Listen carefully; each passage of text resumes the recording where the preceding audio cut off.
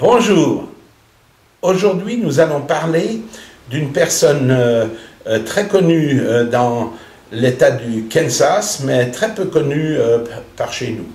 Cette personne s'appelle Virginia Anderson, elle est là, vous pouvez voir sa photo. Elle était une infirmière très connue, elle a été même tellement connue parce qu'elle a fait un travail très intéressant. Elle a déterminé quels étaient les 14 besoins fondamentaux de l'homme. Et grâce à ces 14 besoins qu'elle a publiés, elle en a fait un livre, elle est devenue docteur honoris causa de l'université de Yale, qui est quand même pas une petite université, qui est une grande université, une université magnifique. Et grâce à cette découverte et à cette publication, ce qu'elle a fait en 1821. Il y a un autre personnage qui nous intéresse, c'est le docteur psychiatre Maslow. C'est aussi un Américain. Ce Maslow, il a réussi à déterminer les choses des besoins en reprenant certainement en grande partie des études qu'avait faites cette dame Anderson, en les mettant sur cette petite pyramide que je vous montre ici.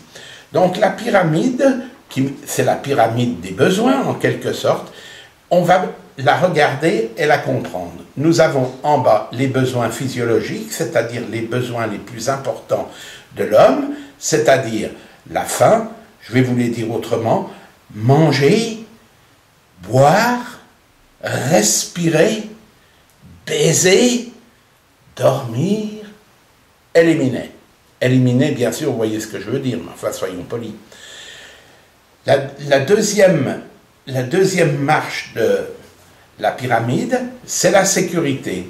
Parce qu'effectivement, l'homme désire avoir un environnement plutôt paisible, avec sa petite maison, voire sa petite grotte, voire sa petite tente, parce qu'il y en a qui s'en contentent, je veux dire, notamment en Mongolie, si vous avez une yourte, finalement, vous vivez aussi très très bien.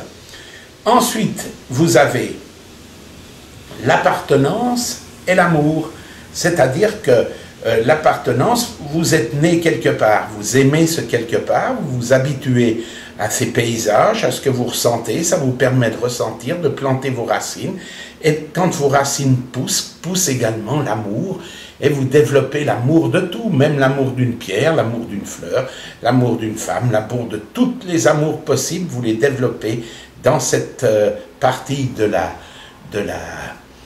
la pyramide. Et puis vous avez ensuite l'étage suivant, qui est l'estime de soi.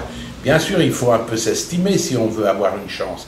Donc, il ne faut pas toujours être rabougri et être triste. Donc, il faut bien sûr avoir un peu d'estime de soi pour qu'à la fin, on puisse faire l'accomplissement de soi.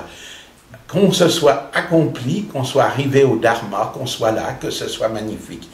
D'ailleurs, je vais vous dire, c'est une petite pyramide comme ça qui certainement vous intéressera, mais il faut bien compter que finalement les choses bougent entre les pyramides, c'est-à-dire que la couleur verte qui est en bas, tout d'un coup, elle peut avoir une dynamisme qui monte plus haut que le rouge, ou comme ça. Il ne faut pas prendre les choses d'une manière vraiment stricte et dire, ben voilà, ça c'est la base de la pyramide, ça c'est le haut de la pyramide, où c'est que je me situe. Non, vous vous situez dans tous les états de la pyramide, tous ces états circulent en même temps en vous, et c'est magnifique.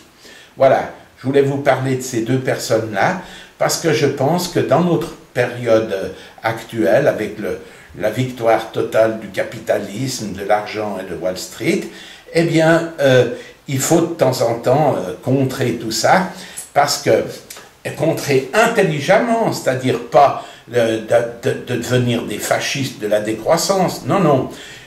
La croissance, ça existe, la croissance, c'est le mot-clé du capitalisme, la croissance, c'est tellement vrai que quand ils sont en décroissance, les capitalistes, ils disent on est en croissance négative.